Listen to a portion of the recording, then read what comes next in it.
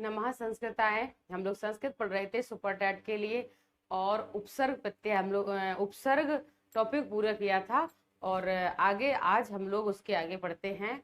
आज हम लोग उपसर्ग का उपसर्ग जैसे सरल एक टॉपिक होता है, इसी तरह से अव्यय भी सरल टॉपिक होता है और संस्कृत का ऐसा टॉपिक है, इससे बहुत अच्छे प्रश्न पूछे जाते हैं।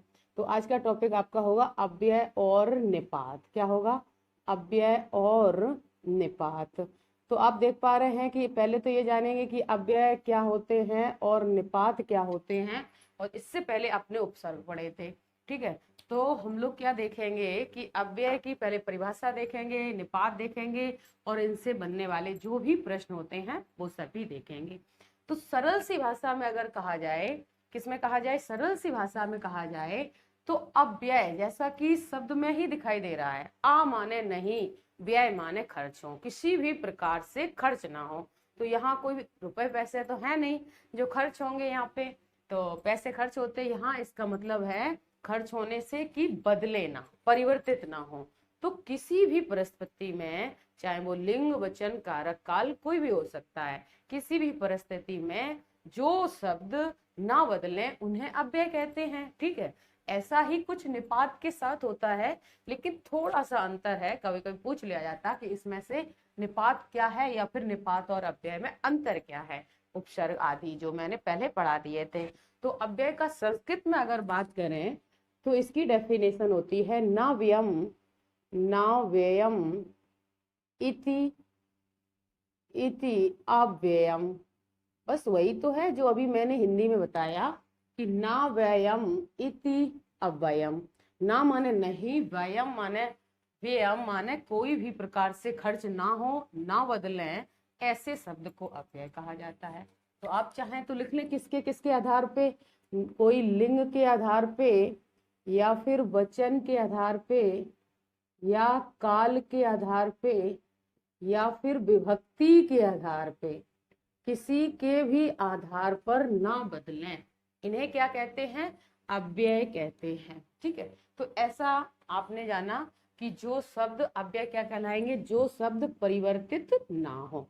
एक बार सरल सी भाषा में लिख देते हैं, अव्यय का मतलब है जो शब्द, हिंदी में लिख दें, जो शब्द परिवर्तित ना हो, जो शब्द परिवर्तित ना हो, वो क्या कहलाते हैं? वो आपके अव्यय कहलाते हैं। ठीक है, आपको समझ में आ गया होगा। तो इसके लिए क्या है कि इसके लिए संस्कृत में थोड़ा सा सूत्र जैसा दे दिया जाता है, या फिर कोई ऐसे दे दिया जाए, या फिर इसमें से कोई शब्द ना दिया जाए और पूछ लिया जाए यहाँ क्या हो सकता है। तो इसके लिए एक श्लोक टाइप में है, सदृशम सदृशम त्रिषु त्रिषु लिंगेषु। लिंग कितने होते हैं? 3 होते हैं। तो यही बता रहे कि तीनों लिंगों में, जैसा ऊपर लिखा वही है, सदृशम त्रिषु लिंगेषु सर्वासु सर्वासु विभक्तिषु विभक्तिषु विभक्तिषु मतलब सभी विभक्तियों में, सभी तीनों लिंगों में और सभी विभक्तियों में, वचनेषु वचनों में, वचनेषु वचनों में, वचनेषु चा चा सर्वेषु सर्वेषु मतलब सभी प्रकार से, किसी भी प्रकार से, यत न व्ययम न व्ययम इति इति अव्ययम। जैसा कि अभी मैंने ऊपर दिखा था, यहाँ लिखा था न व्ययम, तो उसका इतना ही लिख गया था। कितना लिख गया था? ये लास्ट वाला सिर्फ लिख गया था, और यहाँ मैंने आपको जो भी लिखवाया पढ़ाया था उसी को संस्कृत में बता दिया गया। सभी तरह से, कहाँ कहाँ? तीनों लिंगों में, सभी विभक्तियों में और वचनों में। जितने भी वचन होते हैं, मतलब 3 वचन होते हैं, तीनों वचनों में। ऊपर लिखा है सभी लिंगों में, तीनों लिंगों में, सभी विभक्तियों में। विभक्तियां कितनी होती? 7। इन सभी विभक्तियों में मतलब सभी में, सब जगह, किसी भी जगह, यत माने जो, ना व्ययम ना बदले, ना परिवर्तित हो, वो अव्यय है। ठीक है, तो इस तरह से आपने देख लिया कि ऐसे किसे मतलब इसको कैसे डिफाइन कर सकते। इसके बाद अभी हम अव्यय पढ़ेंगे उसको बताएंगे, सॉरी अभी निपात पढ़ेंगे तो इसको बताएंगे कि इसको किस तरह से आप इसको मतलब समझ सकते हैं या फिर इनमें कितना अंतर होता है। बहुत ज्यादा अंतर नहीं होता है। ठीक, तो आगे देखेंगे। अगर आपसे कहा जाए कि जो अव्यय हैं ये कितने प्रकार के होते हैं, वैसा ऐसे नहीं पूछा जाएगा, लेकिन कभी कभी क्या होता, कोई शब्द देके सिर्फ ऐसा पूछा जा सकता है ये अव्यय किस प्रकार में आता है। तो वो सरल से क्वेश्चन है, जैसे कि पहला हो सकता आपका, पहला हो सकता कालवाची अव्यय, कालवाची अव्यय, ठीक है। दूसरा हो सकता स्थानवाची अव्यय, स्थानवाची अव्यय, ठीक है। तीसरा हो सकता रीतिवाची अव्यय, रीतिवाची अव्यय, और अगला होता है समुच्चयवाची अव्यय, समुच्चयवाची अव्यय, और इससे अगला होता है मनोविकार सूचक। क्या होता है? मनोविकार सूचक। तो बस हमें ये जानना है कि ये कब हो सकते हैं और ये इतने मतलब कब हो सकते, कौन से ऐसे शब्द हैं जो कालवाची में आएंगे, कौन से ऐसे शब्द हैं जो स्थानवाची में आएंगे, और कौन से शब्द हैं जो रीतिवाची में आएंगे। तो हम लोग देखेंगे जैसा कि जो भी शब्द में दिखाई दे रहा है उसी के अकॉर्डिंग यहाँ होता है। काल का मतलब होता है समय, काल का मतलब क्या होता है?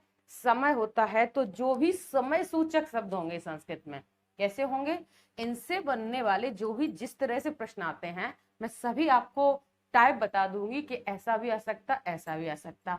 तो पहले आप लिख लेंगे यहाँ, फिर मैं बताती हूँ कि क्वेश्चन कैसे पूछे जाते हैं। तो काल का मतलब होता समय, तो यहाँ समयवाची अव्यय कौन कौन से हो सकते, 1 2 4 एग्जाम्पल में, जैसे एकदा लिखा हो, क्या लिखा हो? एकदा लिखा हो, या फिर अधुना लिखा हो, अधुना लिखा हो, या फिर स्वः, स्वः, या यह, ठीक, यह स्वः, और क्या लिख सकते हैं? यदा, यदा, तदा। तो यहाँ देखो मैंने इतने लिख दिए, इन सभी की मीनिंग भी बताऊंगी और ये भी बताऊंगी कि मतलब इसका प्रयोग कैसे कैसे कर सकते हैं। तो एकदा मीन्स एक बार, एकदा मीन्स एक बार, अधुना का मतलब अब, स्व का मतलब कल, लेकिन दोनों में अंतर है। ये जो कल है ये क्या है? आने वाला कल है, ठीक, आने वाला कल है। और ये भी कल है लेकिन ये बीता हुआ कल है। आपको पता होता है कि कल 2 प्रकार के होते हैं, आने वाला और एक बीता, ठीक है, बीता हुआ। तो ये जो या है ये बीता हुआ है। जैसे मैंने कहा कल कानपुर गए थे, ये तो बीता हुआ हो गया। कल कानपुर जाएंगे तो ये आने वाला हो गया। कब आने वाला लगाएंगे और कब बीता हुआ लगाएंगे आदि, ऐसा। तो एच एस कुछ ऐसे शब्द लिखे हों, पूछ लिया जाए कि इसमें से कालवाची शब्द या फिर कालवाची अव्यय कौन सा है, तो जो हमें समय का परिचय करा रहे हो, समय को प्रदर्शित कर रहे हो, वो कालवाची हो जाएंगे। इसके अलावा भी होते लेकिन ऐसे ही होंगे, एकदा एक बार, ऐसा लग रहा किसी समय की बात हो रही, अधुना अब, ऐसे लग रहा अभी की बात हो रही, स्वा कल, कल क्या है? एक समय है, यह कल, कल भी समय है, यदा जब, जब ऐसा, तदा तब, जब तब, ठीक है। इस तरह से समयवाची शब्द क्या होते हैं? कालवाची होते हैं। आगे देखेंगे स्थानवाची में क्या आ सकता है। स्थानवाची में जैसे कि लिखा हो अत्र, क्या लिखा हो? अत्र, तत्र, या फिर कुत्र, ऐसे सभी शब्द हो सकते। अत्र का मतलब यहाँ, ऐसा लग रहा है इस स्थान पर, तत्र वहां उस स्थान पर, कुत्र कहाँ, ठीक है, कहाँ किस स्थान पर आदि, ठीक। या फिर लिखा हो, क्या लिखा हो? ऊपरी, ऊपर, देखो पता चल रहा ऊपर, और ऊपर क्या है? ऊपर एक स्थान हो सकता है। बही, बाहर, बाहर, बाहर क्या है? एक स्थान है, ठीक। पुरतः लिखा हो, पुरतः माने आगे, पुरुतः, ठीक है, आगे, आगे क्या है? आगे आपका स्थान है। तो ऐसे कुछ शब्द होते हैं तो स्थानवाची अव्यय कहे जाते हैं। इस तरह के समय बताने वाले शब्द होते हैं, कालवाची शब्द कहे जाते हैं। आगे देखेंगे रीतिवाची। रीतिवाची क्या होता है? आपको पता होगा, हिंदी में आपने पढ़ा होगा कि जो कोई हमें क्या करे कि किसी भी कार्य करने का तरीका बताए, किसी भी कार्य करने की विधि बताए, ढंग बताए, ऐसे शब्दों को रीतिवाची कहा जाता है। तो यहाँ ढंग बताने वाले कैसे शब्द हो सकते हैं?